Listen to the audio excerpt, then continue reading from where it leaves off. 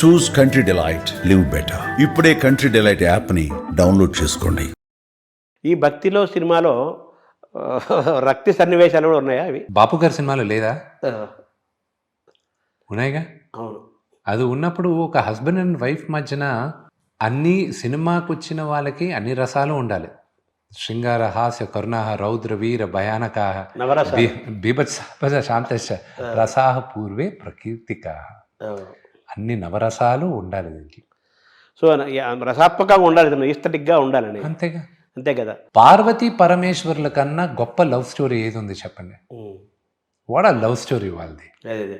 దాంట్లోనూ రొమాన్స్ ఉంది. సో జంట వాళ్ళ మధ్యన కూడా రొమాన్స్ ఉంది. వాళ్ళ మధ్యన రొమాన్స్ నేను నా తల్లిదండ్రుల మధ్యన రొమాన్స్ లా చూస్తాను నేను. అదే. So it is beautiful. మన పురాణాల్లో కూడా ఒక లవ్ స్టోరీ పార్వతీ పరమేశ్వరుల మధ్య ఉండేది అద్భుతమైన లవ్ స్టోరీ. అంటే మామూలుగా మీరు అన్న తల్లిదండ్రులా చూస్తామన్నారు కదా, మామూలుగా పార్వతీ పరమేశ్వర జగత పితరవు మందే అంటారు కదా. జగత్తుకి ఈ లోకానికి వాళ్ళే మనకు తల్లిదండ్రులు అంటాం కదా. సో మీరు కూడా ఆ తల్లిదండ్రులు వాళ్ళ ఒక ఏజ్లో వాళ్ళు చేసుకున్న రొమాన్స్ని ఆ రొమాంటిక్గా చూపిస్తూ ఇంకా ఆ బ్యూటీని కూడా ప్రేక్షకులు వాళ్ళిద్దరి మధ్యన రొమాంటిక్ చూపించలేదు కానండి. వాళ్ళిద్దరు నా ఫాదరు మదరు కాన్వర్జేషన్ ఎలాగుంటుంది నేను చిన్న వయసులో ఉన్నప్పుడు వాళ్ళిద్దరి మధ్యన కాన్వర్జేషన్ ఎలా ఉంటుందో అలాగే యాజ్ ఇట్ ఈస్ నేను భావించి పెట్టాను. నాకు నెమలికి నా వైఫ్కి రొమాన్స్ ఉంటుంది. అదే మీకు లిప్ కిస్ దాకా వెళ్ళారని అది ఉందా లేదా అని అది కూడా అంటున్నారు. సినిమాలో చీటింగ్ చేస్తాం మనం, అంతేనా? తర్వాత ఈ సినిమా నిర్మాణంలో మీరు పరుచూరు గోపాలకృష్ణ గారి గురించి చెప్పారు. అలాగే విజయేంద్ర ప్రసాద్ గారు కూడా దీనికి హెల్ప్ చేశారంటున్నారు కదా సార్, అది కరెక్టేనా సార్? ఆయన పాత్ర ఏంటి సార్ ఇందులో? నేను ఏ స్క్రిప్ట్ చేసినా ఆయన దగ్గరికి వెళ్ళి నేను ఒకసారి మాట్లాడుతూ ఉంటాను. అంకుల్ ఇలా చేస్తున్నాను అది. ఆయన ఎందుకో నాకు ఎప్పుడు కథలు చెప్తూ ఉంటారు.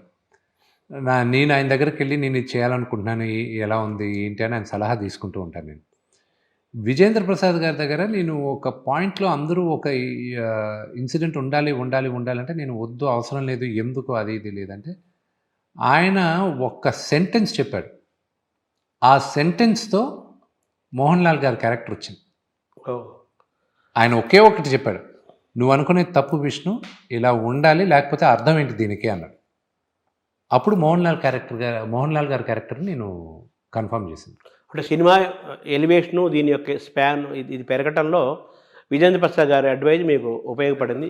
సూపర్ స్టార్ వచ్చి చేరాడు అవును మీ సినిమాకి. అలాగే ఈ సినిమాకు మన తోటపల్లి సాయినాథ్ గారు వర్క్ చేశారని విన్నాను, అలాగే ఆకేళ్ల ప్రసాద్ గారు. కానీ మేజర్గా పరుచూరి గోపాలకృష్ణ గారు, తోట ప్రసాద్ గారు, నాగేశ్వరరెడ్డి గారు, ఈశ్వర్రెడ్డి గారు, వీళ్ళు కథ పైన నాకు డెవలప్మెంట్కి సహాయం చేశారు. విజేంద్ర ప్రసాద్ గారు సలహాలు ఇచ్చారు. దాని తర్వాత డైలాగులు మేజర్గా రాసింది మన ఆకెళ్ళ శివప్రసాద్ గారు. అదే రంగమార్తాండాలంటే అద్భుతమైన సినిమా తీసి ఒక చరిత్ర సృష్టించారు ఆయన రాశారు. అడిషనల్ డైలాగ్స్ మళ్ళీ తోట ప్రసాద్ గారు చేశారు. మళ్ళీ మీర్ బాయ్ అని బాంబేలో ఉంటారు, మహాభారతానికి డైలాగులు రాశారు, ఆయనతో ఒక వర్షన్ రాయించాను. సార్ ఇంత మీరు సినిమాని ఎక్స్పెండిచర్ కూడా ఇంపార్టెంట్ కదా. మీరు మీ వాళ్ళని చాలామందిని న్యూజిలాండ్ కూడా తీసుకెళ్ళి అన్ని రోజులు తీసుకెళ్ళి ఉంచుకోవటము, ఇవన్నీ అవుట్ ఆఫ్ ఎఫెక్షనా, అది దాన్ని ఎలా చూడాలి సార్? అన్నీ అనుకోవాలంతే.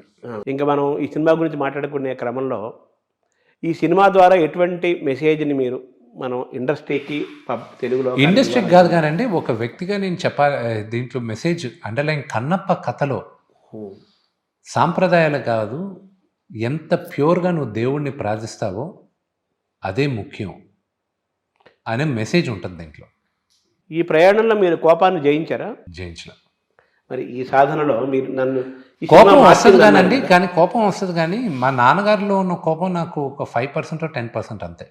షార్ట్ టెంపర్ ఉంటుంది, రియాక్ట్ అవుతాం, అది మానవ సహజం, న్యాచురల్గా మనం జీన్స్లో పుట్టుతో వస్తాయి కొన్ని, మనం ఏం చేయలేం.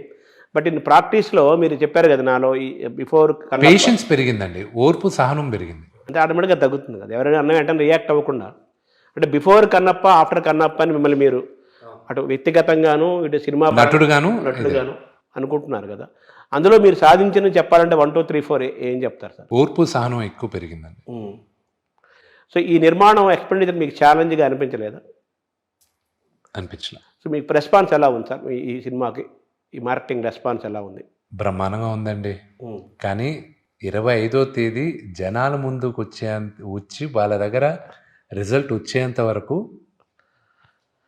అదే స్త్రీ 9 నెలల గర్భం మోసే ప్రసవ వేదనలాగా నా బిడ్డని అందరి ముందు తీసుకెళ్తున్నాను. ఇంకా ఇప్పుడు ఈ కన్నప్ప సినిమా నిర్మాణంలో మీకు బోడు అనుభవం వచ్చింది, నాలెడ్జ్ వచ్చింది, తన హిస్టారికల్ సెన్స్ పెరిగింది, రీసెర్చ్ పెరిగింది, భక్తి పెరిగింది, మొత్తం మీ body mind soul everything totally changed towards a positive way, positive path. ఈ ఇన్స్పిరేషన్ తోటి నాన్నగారు రావణ బ్రహ్మ సినిమా తీయాలని అనుకుంది. అలాగే నాన్నగారు రావణ భారత భాగవత రామాయణ కథలు కూడా చాలా ఇష్టము. ఇటువంటి ఏమైనా భవిష్యత్తులో ఏమైనా ప్రాజెక్ట్ 100% చేస్తాను. 100%. ఇప్పుడు కన్నప్పిచ్చే ధైర్యంతో నేను చెప్పాలనుకున్న కథలు చాలా చెప్తాను. ఇక రావణ బ్రహ్మ త్వరలో శ్రీకారం చుడతారు. నెక్స్ట్ ఏ పెద్ద ప్రాజెక్ట్ రాబోతోంది?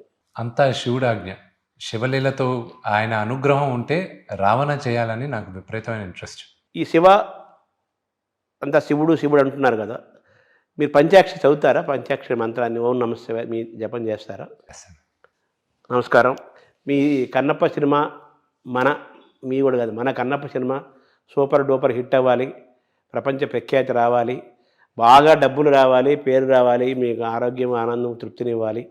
ఒక మాయాబజార్ లాంటి సినిమాలను మీరు ఒక ఇన్స్పిరేషన్తో తీసుకున్నారు కాబట్టి ఇది కూడా సినిమా చరిత్రలో, తెలుగు సినిమా భారతీయ సినిమా చరిత్రలో ఒక ట్రెండ్ను సృష్టించాలని ఆ భగవంతుని కోరుకుంటూ thank you very much. Thank you.